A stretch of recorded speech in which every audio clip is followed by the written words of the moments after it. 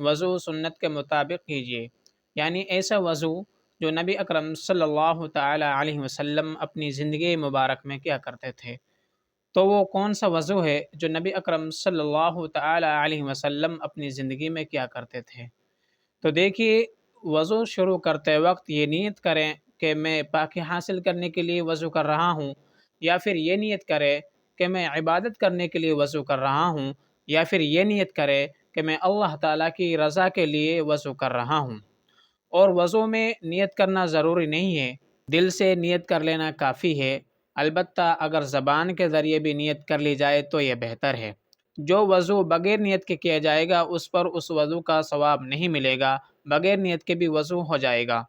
اور ایک فضیلت وضو کی یہ ہے کہ وضو کے ذریعے گناہ جھڑتے ہیں۔